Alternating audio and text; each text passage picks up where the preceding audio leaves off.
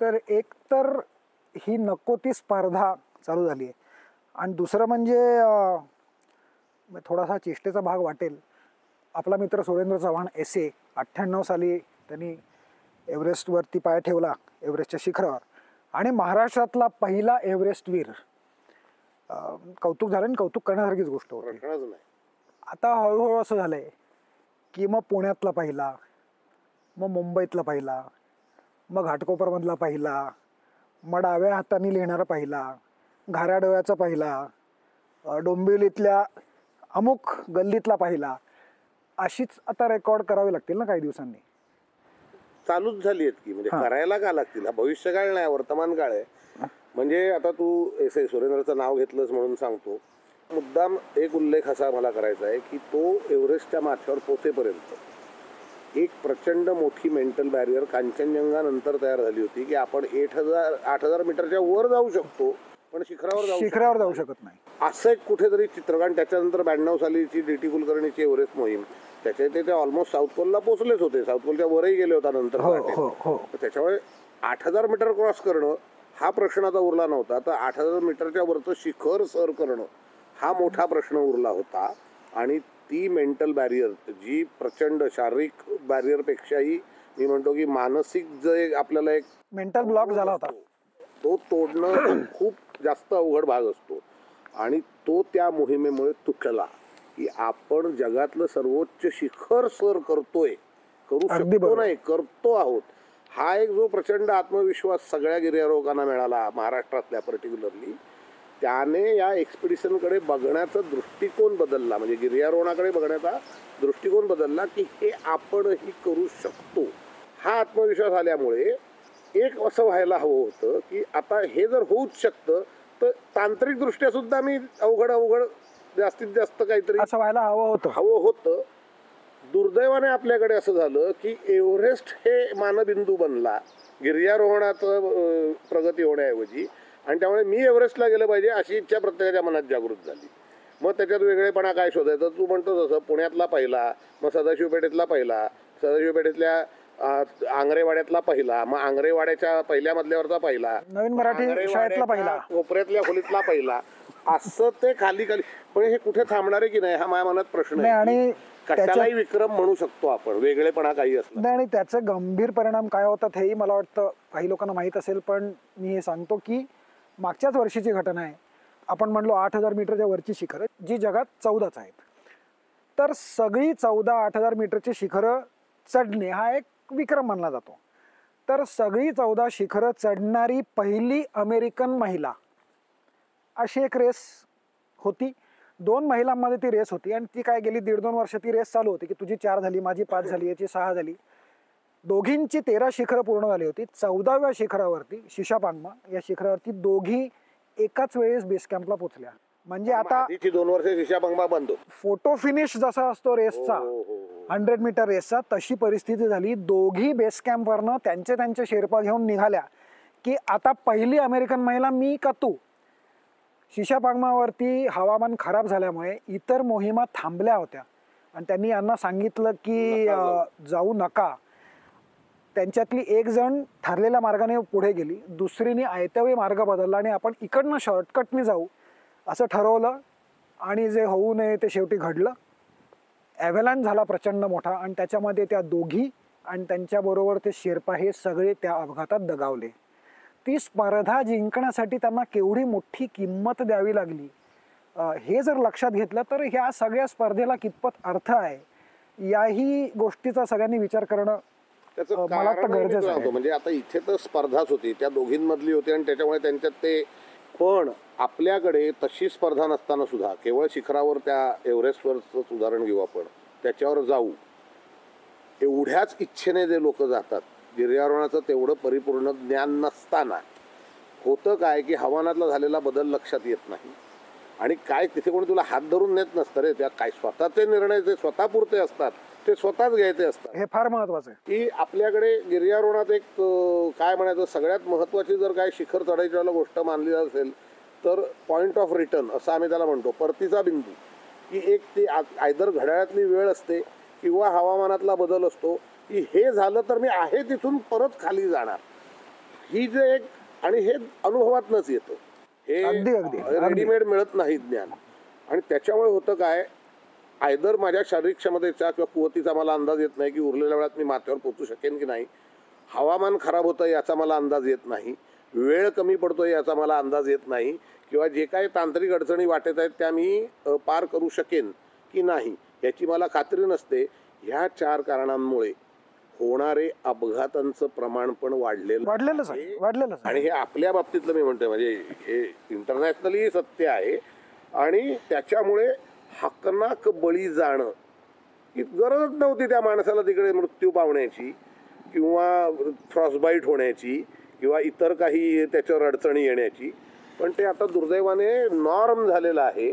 आणि आता उलट त्याच्यात विरत्व वाटायला लागलंय की माझी 4 बोटं गेली तरी चालतील पण मी शिखरावर जाऊन आलो.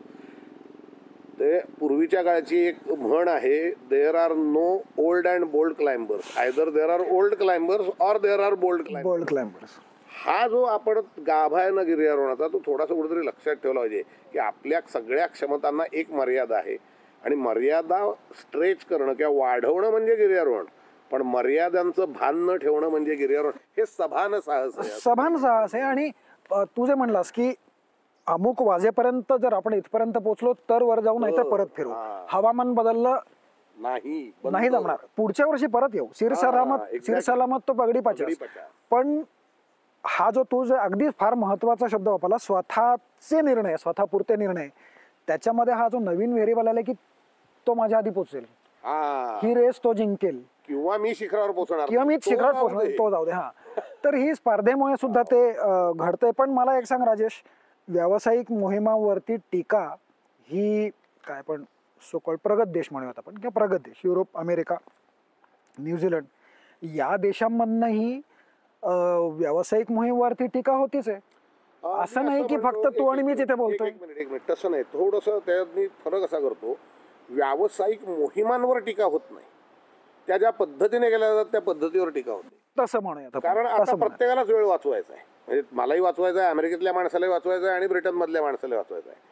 पण ह्याच्यातलं जर तू फरक लक्षात घेशील की पूर्वी मोहिमा व्हायच्या ते काहीतरी वेगळं करूया, नवीन करूया या उद्देशाने व्हायच्या. मग त्या व्यावसायिक असोत अव्यावसायिक असोत, म्हणजे त्यात तसा भेद नव्हता सुरुवातीच्या काळात.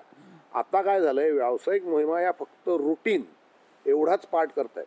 त्यामुळे तू जर गेल्या 20 वर्षातलं जे जगमान्य साहित्य म्हणतो, लिटरेचर, म्हणजे 4 जर्नल्स जगात महत्वाची आहेत. अल्पाईन जर्नल सगळ्यात पहिल्यांदा सुरू झालं, American alpine journal, Japanese alpine journal आणि हिमालयन जर्नल. बरोबर. ही 4ही जर्नलचे जर गेल्या 20-22 वर्षात तू सगळ्या हे बघितल्यास व्हॉल्यूम्स, तुझ्या असं लक्षात येईल, ह्या ज्या व्यावसायिक पद्धतीने मोहिमा होतात याच्यात मोठा अपघात झाल्याशिवाय यातल्या एकाही मोहिमेचं कव्हरेज रिपोर्ट येतच नाही, उल्लेखच होत नाही. कव्हरेज तर लांबचा भाग राहिला.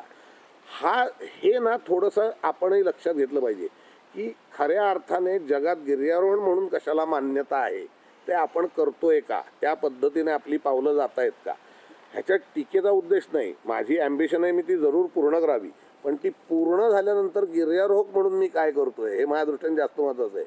की एकदा एव्हरेस्ट चढून आल्यावर ती प्रसिद्धी एनकॅश करून जर मी बाजूला होणार असेल गिर्यारोहणातनं, किंवा नुसते त्याच्यानंतर माझ्या कमर्शियल एक्सपिडिशन मी हिमालयात नेणार असेल, तर त्याचा फायदा कितपत आहे.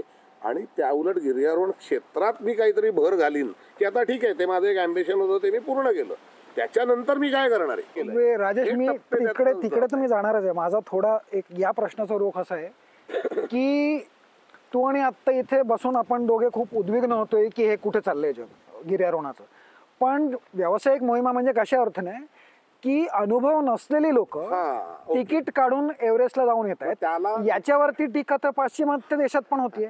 व्यावसायिक म्हणजे आता व्यावसायिक मध्ये ना इंग्लिशमध्ये 2 चांगले शब्द आहेत, प्रोफेशनल आणि कमर्शियल.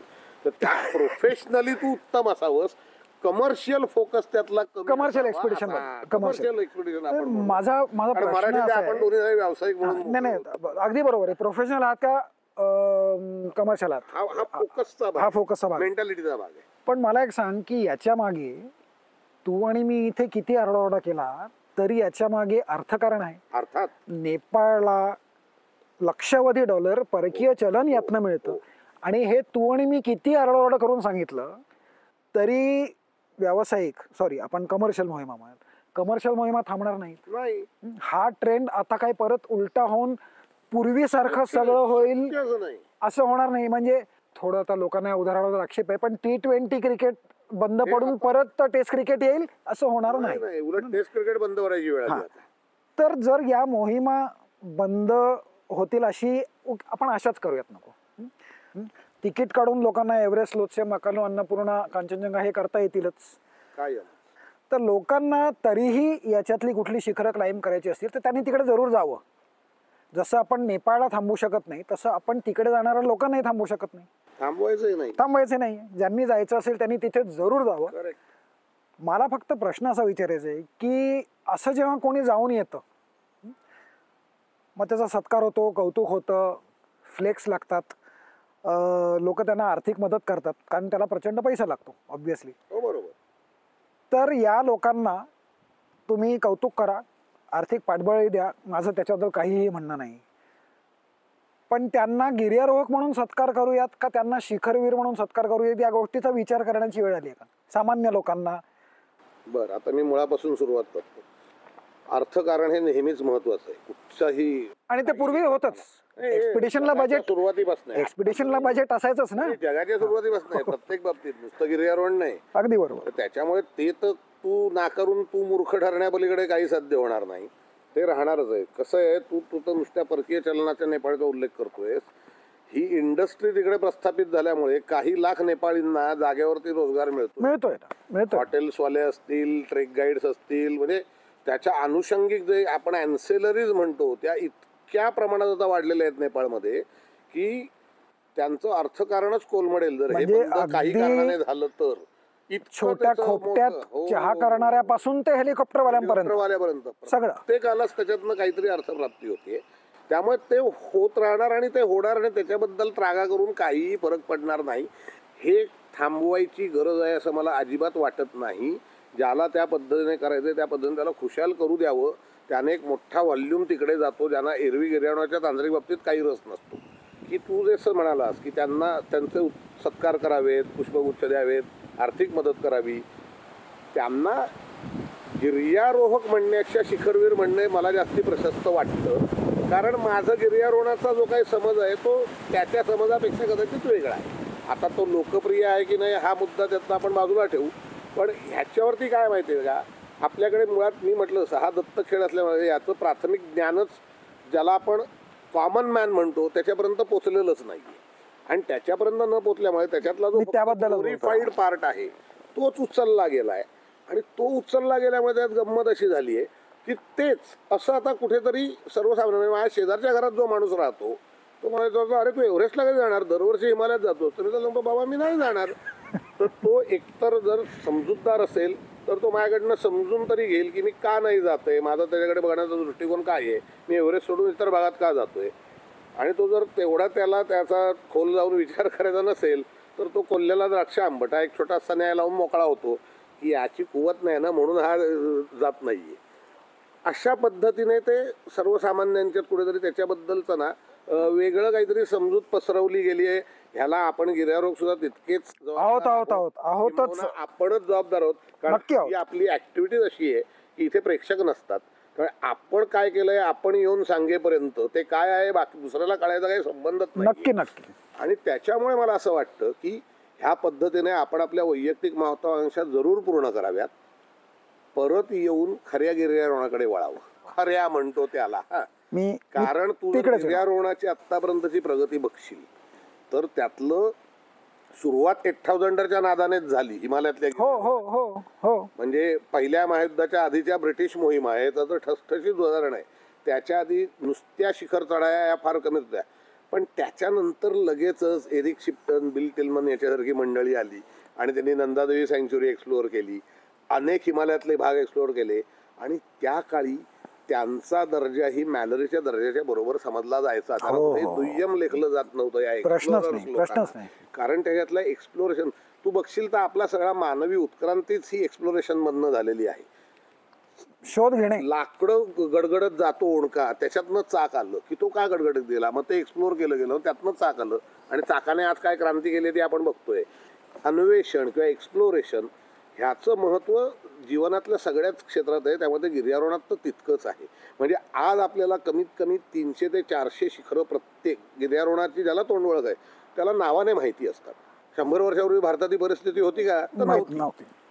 पण हे लक्षात घेताना आपण एक भाग असा विसरतो की हिमालयात असंख्य अनामिक अजिंक्य शिखरं, दऱ्या, खोऱ्या ह्या पसरलेल्या आहेत. मी अगदी माहिती नसल्यामुळे आम्ही तिकडे मला अगदी तिकडेच तुला वळवायचं होतं राजेश.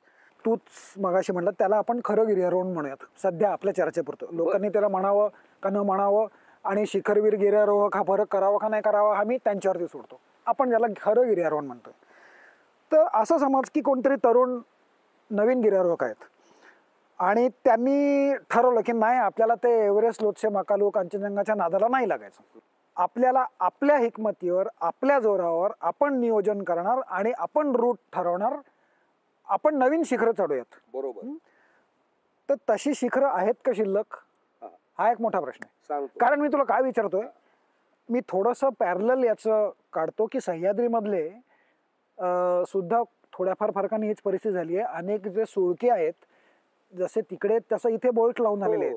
तिथेही जुमार लावून रोप चढतात. तिथे इथे 2000 रुपये भरून धिंगाणा चढा, रोपला जुमार लावणं असे. त्यामुळे इथे सुद्धा ते प्रस्तरारोहक आणि सुळकावीर अशी फरक करायची गरज आहे. पण आपण त्याच्यावरती वेगळा एपिसोड करूयात. तर आज जर काही तरुण रॉक क्लाइंबरने सांगितलं अहो तुम्ही आम्हाला सुळके ठेवलेच नाही आता चढायला, तर मी एक वेळ त्यांचं मत मान्य करेन. कडे खूप आहेत अजून, फेस खूप शिल्लक आहेत, पिनॅकल खरंच शोधावी लागतील अगदीच मोठी मी मोठी म्हणतो मोठी. पण हिमालयात अजून खूप शिल्लक आहेत ना करण्यासारखं. आता ना मी सह्याद्रीवरच आणि सह्याद्री आणि हिमालय या दोन्हीचं सांगतो, कारण मी सुदैवाने सह्याद्रीचंही थोडीफार भटकंती प्रस्तारारोहण केलेलं आहे. सुळके आता फारसे शिल्लक नाहीत मोठे, मला मान्यच आहे. पण सुळक्याचा 1 किंवा 2च रूट बरोबर. ते अजून तांत्रिकदृष्ट्या अवघड रूट कुठे झालेत. प्रत्येक सुळक्यावर 7 ते 8 रूट व्हायची शक्यता आहे. इंटू महाराष्ट्रातले 200 सुळके असं जर केलं आणि त्यातले 5-5 रूट जरी ॲव्हरेज धरले तरी अजूनही 1000 रूट शिल्लक आहेत. म्हणजे प्रस्तारारोहक आणि नावमेद व्हायची गरज आहे असं मला वाटत नाही. नवीन करण्यासारखं कड्याला हात न लावता फक्त सुळक्यांबद्दल बोलतोय मी, तरी माझं आयुष्य पुरणार नाही इतकं मला काम शिल्लक आहे सह्याद्रीत. हिमालयात तर 10 आयुष्य कमी पडतील आपल्या सगळ्यांची, एवढं शिल्लक आहे. म्हणजे मी उंचींची उदाहरणं देऊन की मुळात भारतात कांचनजंगा सोडलं तर दुसरं 8000 टच सुद्धा नाहीये भारताला कुठे. आणि कांचनजंगा सुद्धा अर्ध भारतात आणि अर्ध नेपाळ सीमेवरती आहे आणि भारतातनं चढायची परवानगी नाही, त्यामुळे आपल्यात नाही असं आपण धरून चालू. तेव्हा 7000 मीटरची शिखरं हे आपल्याकडचं सर्वोच्च आपण मानूया आपल्या हिमालयातला. तरीही 7000 मीटरच्या वरची जवळजवळ 30 शिखरं अजूनही अस्पर्श आहेत. म्हणजे 6500 मीटर म्हणजे 22,000 प्लस असं जर आपण धरलं तर त्याच्यात जवळजवळ 70 ते 80 अस्पर्श शिखरं अजूनही भारतात आहेत. अस्पर्श अनक्लाइम्ड. आणि जर 6000 मीटर या संख्येवर आपण आलो म्हणजे 20,000 फूट, तर त्याच्यावरची कमीत कमी 5000 शिखरं भारतीय हिमालयात अस्पर्श आहेत. आणि याच्याकरता आपली सगळ्यांची मिळून 10 आयुष्य पुरी पडतील असं मला वाटत नाही. बरं, अगदी तुम्हाला सगळंच रिस्क एकदम घ्यायचं नाही आहे असं मी म्हणून चालतो, त्यातला अनिश्चिततेचा भाग थोडा कमी करायचा आहे. तर आता माहितीचं शिखर आहे जोगीन हे एकाच रस्त्याने चढलं जातं ना आयुष्यभर. नवीन रस्त्याने चढून बघायचा मी प्रयत्न करतो की बेस कॅम्पपर्यंत सगळं मला माहिती आहे, बेस कॅम्पच्या पुढे मी माझा नवीन रस्ता काढतो. असा जर विचार केला तर या साहसाला अंतच नाही. आणि ह्याच्यातला सगळ्यात मोठा फायदा असा की प्रगती वैयक्तिक न राहता माझ्या क्षेत्राची प्रगती होते, त्यातून माझ्या पुढच्या पिढीला नवीन काहीतरी मिळतं. मी एका शिखरावर नवीन पोचल्यानंतर मी अजून 10 शिखरं बघतो आणि त्याचे फोटो काढून आणि त्याची माहिती घेऊन मी घरी येऊन सगळ्यांना ती सांगितल्यानंतर माझ्या पुढच्या माणसाला वाटतं की याने केलंय ते राहू दे, त्याच्या पुढची जी 10 दिसत आहेत त्याच्यातलं एक आपण करूया. कारण मला हे ना 95 सालापर्यंत मी सुद्धा सगळी रुटीन फिक्स केली आहे. मी एकही नवीन पीक केलेलं नाही. नवीन रूट नक्की अटेम्प्ट केले पण नवीन पीक केलेलं नाही. 95 साली मी पहिल्यांदा व्हर्जिन पीक चढलो 6248 मीटरचं, आणि ते एका ट्रेकिंग हमरस्त्याच्या बाजूला होतं. हरीश कापडियाच्या एका फोटोवरनं मी ती प्रेरणा घेतली की त्याने तो असा एक शिंगोला पासमध्ये येऊन मागे वळून काढलेला फोटो होता त्या व्हॅलीचा, शिंगो व्हॅलीचा. आणि त्याच्यात अनेक अस्पर्श शिखर होती, कारण कोणी जातच नव्हतं तो ट्रेक सोडून आजूबाजूला. तर आम्ही 95 साली गेलो आणि 5 शिखरं एक्सप्लोअर केली, त्यातली 2 चढलो आणि परत आलो. आणि त्याच्यानंतर जवळजवळ आत्तापर्यंत त्या शिंगो खोऱ्यात 15 मोहिमा गेल्यात भारतीय गिर्यारोहकांच्या. ही मला अभिमानाची गोष्ट आहे. तसंच आम्ही 2005 सालापासून ईस्टर्न काराकोरम एक्सप्लोअर करायला सुरुवात केली. आज ईस्टर्न काराकोरम अस्पर्श राहिलेलं नाही आपल्यासाठी. आता ते माहिती उपलब्ध झाली जी नव्हती तेव्हापर्यंत. आणि त्याच्यानंतर तर दरवर्षी 7 ते 8 मोहिमा वेगवेगळ्या देशातनं भारतातनं त्या भागात जात आहेत. अशा पद्धतीने जेव्हा नवनवीन भाग उपलब्ध होतील आपल्याला आपला साहसी प्रकार राबवायला, मला आशा अशी आहे की केवळ अस्पर्श शिखरांवर न जाता लोक जास्तीत जास्त तांत्रिक मार्गाने त्या शिखरावर चढायचा प्रयत्न करतील. आणि हे ज्ञान, कारण कसं आहे, हे मागून पुढे जावं लागतं कायम, तर पुढच्या माणसाला कळतं. मी जर कायम एव्हरेस्ट चढण्यालाच उत्तम मानत राहिलो, ते कनिष्ठ आहे असं मला म्हणायचं नाही, पण तेच एकमेव आहे, त्याच्याशिवाय काही आहे का नाही करून घेतली तर मी त्याच्यातच अडकून पडेन, मी वेगळं काही करणारच नाही. पण त्याच्या उलट ते आहेच, पण त्याच्या बरोबरीने हे पण आहे, हो हेही छान आहे, हे पण करून बघूया, असं जेव्हा वाटेल प्रत्येकाला, तेव्हा माझ्या अर्थाने खरं त्याच्यात काय म्हणायचं क्रांती घडेल असं नाही मी म्हणणार अगदी, पण निदान आपण जास्ती सजगपणे तो प्रकार हाताळायला सुरुवात करू. तर मित्रांनो, आज राजेश बरोबर खूप वेगळ्या विषयावर गप्पा मारायला मला खूप मजा आली. तुम्हालाही हा विषय आवडला असेल. मी फक्त या सगळ्या चर्चेचं एक सार काढायचं तर 2-3 मुद्दे परत अधोरेखित करणार आहे. सगळ्यात पहिली गोष्ट म्हणजे 8000 मीटरची शिखरं किंवा कमर्शियल मोहिमा यांना आमचा विरोध नाही आहे. नक्कीच. कारण त्या थांबणार नाही आहेत, त्याच्यामागे अर्थकारण आहे, राजकारण आहे. तर या एक्सपिडिशन्स बंद व्हाव्यात असं आम्ही म्हणत नाही आहोत. लोकांना तिथे जायचं असेल जरूर जावं. त्या लोकांना जे पाठिंबा देतात, त्यांना जे आर्थिक पाठबळ पुरवतात, त्यांनी त्यांचा सत्कार करावा, कौतुक करावं. पण त्यांना गिर्यारोहक म्हणावं का शिखरवीर म्हणावं या गोष्टीचा थोडा विचार करा. खरं गिर्यारोहण म्हणजे काय याचा शोध घ्यायला विसरू नका. आणि जे नवीन गिर्यारोहक आहेत, ज्यांनी राजेशपासून ते मला वाटतं आता प्रेरणा घेऊ शकतात, की सगळ्यांनीच त्याच नादाला लागून एव्हरेस्ट, कांचनजंगा, मकालू, लोत्से त्या स्पर्धेत पडायचं आहे का आपण गिर्यारोहणात काहीतरी नवीन अजून खूप करायला वाव आहे. तुम्ही ऐकलत की 6000 मीटरच्या वरची 5000 अस्पर्श शिखरं आहेत. जी शिखरं चढून झाली आहेत त्याच्यावर इतर रूट आहेत. तर या सगळ्या गोष्टीवरती विचार व्हावा. गिर्यारोहणाच्या क्षेत्रातल्या ज्या वाईट प्रथा किंवा मी नको त्या प्रथा पडत चाललेल्या आहेत त्याच्याबद्दल फक्त टीका करणे, हे काय करतायत, नुसता जुमार लावून चढतायत, हा उद्देश नाही आहे. मी परत सांगतो की आजही अशा कमर्शियल एक्सपिडिशन बरोबर एखादं 8000 मीटरचं शिखर चढायला शारीरिक क्षमता प्रचंड लागते, मानसिक क्षमता प्रचंड लागते, एफर्ट लागतो.